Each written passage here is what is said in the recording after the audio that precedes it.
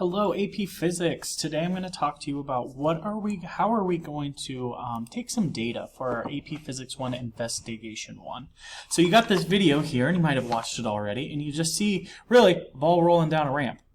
And you might be wondering, what am I supposed to do with this information? Well, let me show you. So what we can do with the power of YouTube, so I have this open in YouTube here, this video, and so what we are going to go through and do is YouTube has this handy feature right there that you can actually frame by frame through this. And so we can one step at a time let these frames run through, and then we can even hold it down and let it go a little bit faster. So pretty much we have control of like how quickly this is going. We see it's going down and then it can go back. How am I doing this? You just have to hit the period and comma buttons. The period moves it forwards, the comma moves it backwards. This is also, like, you can see the greater than symbol and the less than symbol. The arrows of those symbols are telling you we're moving forwards one frame at a time versus we are moving backwards one frame at a time. So how is this helpful to us? Well, we want to start our data right here. So at this time, we want to say this is our 0, 0 point. Oh, this is trial 2, isn't it? I wanted to do trial 1. Let me jump back to trial 1 here. Right there. And we move forwards. Trial 1. I'll let it go. Right there. Okay, that was perfect. Okay, so right here, we are at a 0 position. That's my first position. And so I'm going to take some data over here in my sheets. So I just got this table open just so I can take some data. I'm going to take X versus Y data. Oh, my Y is going to be my position, right? Let's call it that. Time versus position. We don't get our variables confused. And what are my positions? Well, I start at 0. Then each one of these is 5 centimeter increments. What are the times at these various positions? I'm going to add 0 centimeters, 5 centimeters, so we don't forget centimeters, centimeters, centimeters. So what are these times? Oh no. So what are these times? Bring that ball back. So at 0, 0, we're making at 0, I'm at 6.92. 6.92. Where am I getting this number from? Right up here in this corner. That's why we put this timer up here, is at 0, our 0 time right when we start is 6.92. Now, if I go back to my video, oh man, If I go back to my video now, I'm still in trial 1. Yep, I also put this down here so you make sure that you're keeping straight what trial you're in. So trial 1, we start at 6.92. When's my next time? Probably about right there, 7.19. 7.19. Well, that really jumped me. Go back to trial 1. Still in trial 1 here.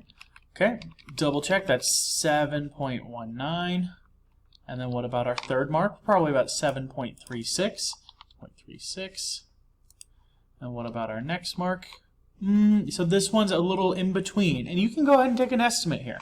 So on one side we got 7.46, and then we jump up to 7.49. Well, I'd probably estimate that about 7.48. You're not going to hurt anything by making an estimate. And whatever your best, not guess, but whatever your best estimate would be. And same with here, we're probably pretty close there. Maybe we could even go a little bit before. So we see 7.59 here, but we're just slightly over. If you wanted to call that like maybe 7.58 to estimate for that, you're totally welcome to do that. Back to trial 1. Still in trial 1 here. Okay, so that's 5 different data points here. So we got where are we at our 0 mark, and then moving down 9.2, 7.19, 7.36, and then we estimated those last two, 4.6, 4.9, we called that 4.8, and then 7.58 for our last point. Now you are going to continue to go down and estimate these other ones for your graph, but I'm just going to keep it nice and simple for you at the beginning. You're going to do everything the same way. You will just have more data points than what you got right here. You're going to keep going down to probably position of 50 centimeters, and then you'll have 10 data points, 10 or 11 data points, and that'll be plenty. But for now, I'm just going to stick to 5. So what do we do with this information? Well, one, we don't want the time in this certain way. We want to always start at 0, 0 whenever we can. So how do I turn 6.92 into 0? Well, what I'm going to do, and so if you are in Sheets, there's a nice and easy way to do this. I want this value, and I want to just subtract 6.92 from it. What's that give me? That gives me 0. I'm going to call this column my corrected time. How did I do this? Well, I just said equals, and then you can start selecting things. I want to select this column, and I want to subtract, again, 6.92 from it. I want to make this column, I want to select this, and I want to subtract 6.92 from it. Why am I subtracting 6.92? Well, then now I no longer have this corrected time. And take a look at what I just did there. You can also grab this corner and drag it down, and then it'll do the same thing for all your other rows. And it'll automatically know you mean a 6 here, you mean a 7, this column right here. If you are confused by the Sheets thing, that's fine. You can just, in a calculator, go ahead and solve for the corrected time. And then use a calculator to do 6.92 minus 6.92, and then we will get that corrected time. And then for the rest of them, obviously you can do that. But because I am lazy and I don't want to take the time to do a calculator, that's the power of Sheets and any other spreadsheet operators, is you can do these kinds of really quick maths and calculations. So you can do the same kind of stuff to all of your trials that you got. All right, so now I have corrected time, and then I'm going to go ahead and say position again, but this time I'm not going to put centimeters on there, even though I know it's 5, 10, 15, 20. And the reason I don't want to do that is because I don't want my graph to get confused with what we got. So now that I made this table right here, I got corrected time and I got position, I'm going to copy paste this table. So I just hit Control C. You see it's copied right there. And then what do I want to do with it? Well, I want to take it to Desmos. And now Desmos is a graphing calculator. It's an online graphing calculator. You can use it to just graph anything. So I can just say y equals x. Well, that's what that looks like. Y equals x squared. That's what that looks like. Y equals x cubed. That's what that looks like. So you can graph all different kinds of functions. So mathematics, a really cool math operator. Sine of x.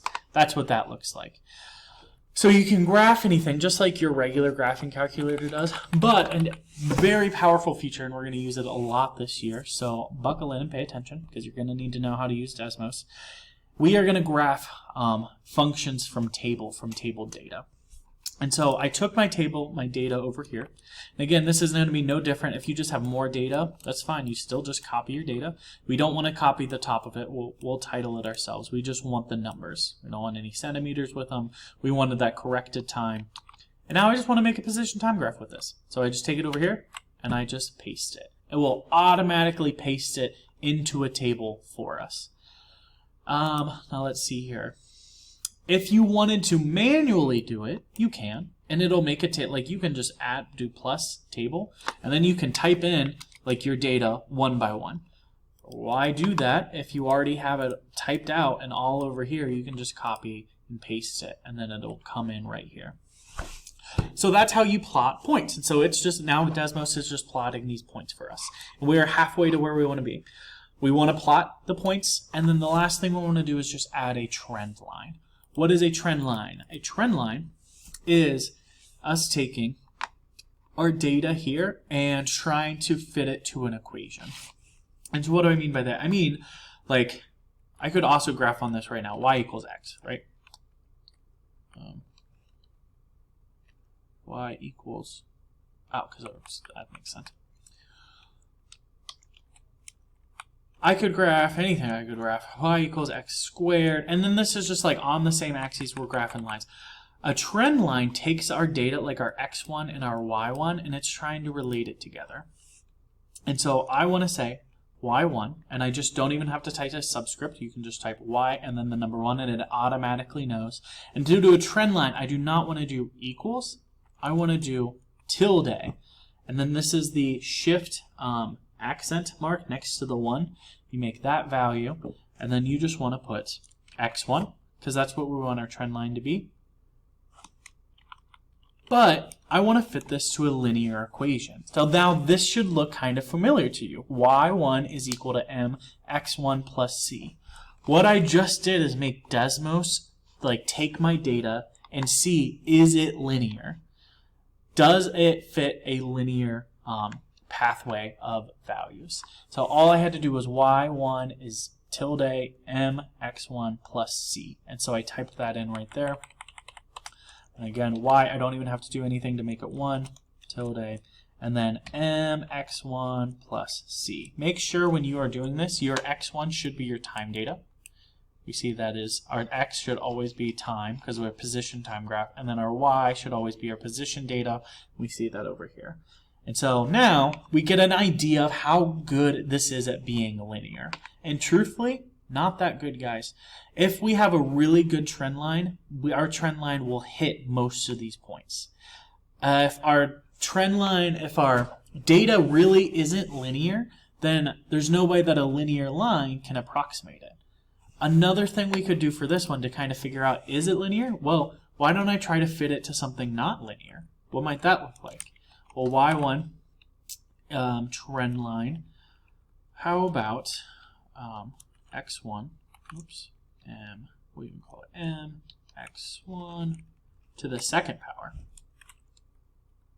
Now we're trying to see, is this a quadratic of some kind? Does this fit a more quadratic formula? Squared plus, we're going to call it, we're going to put the whole quadratic in there. A x1 squared plus b x1 plus c. Now, let's take a look at that, and you can just click this to get rid of things. Does it fit the quadratic kind of idea of an equation? Well, it does. And notice how this trend line, like this is a much better way to approximate our graph. Now, you do not need to add quadratic trend lines. What I want you to do, and what is in the instructions for this lab, and we can take a look at those instructions right here. Where did my thing go? Instructions right here. Is, so we want to generate data from the investigation data video. Just showed you how to do that. Generate a position versus time graph of your data in Desmos. Add a linear trend line to your graph and export the graph to the sheet. So we are going to add a linear trend line. We are going to do these kind of trend lines for both part 1 and part 2. And this is going to tell us enough information right here. And then we're going to export, so we go share graph, we hit export image, and then perfect, right there. You download the image, and then all you got to do is, once it's downloaded, throw it in the file. You can do everything right in here. So generate data and put it in a table. So part 1 will show me what that data table looks like, what that data looks like. Hold on, I lost my data. There we go. So you can just take your data right here, copy it, and I want it with the time so I can kind of see what you got, and then just paste it. Paste on links. We don't need that. And look at that. I put a nice table in right there. If you format it a little bit, you can make it look pretty. Now I want to create a position time graph. You can just go to Inserts, Image. I just downloaded it, so I'll find it in my downloads. And I can add this Desmos graph. I could have called that whatever. Oh, where'd it go? I lost it. Come back to me. There we go. You can play around, make it formatted all nice. There we go. And now I got a position time graph. So there's my data. There's my position time graph. And then now that I have both of those things, I can write a paragraph of what I think this graph tells me about the motion of the marble down the incline. And you just type that out just like as you would type any other paragraph. Please include all of the things that we have asked in there. All right, if there's any questions more specific to how are you going to do these things, how are we going to get data or use Desmos, Desmos should be pretty easy. Play around with it for a little bit. I'll link like even another helpful Desmos video that somebody smarter than me and probably more in tune with Desmos than I am can do a walkthrough as well. Let me know via email if you have any questions on anything, and as always, stay cool.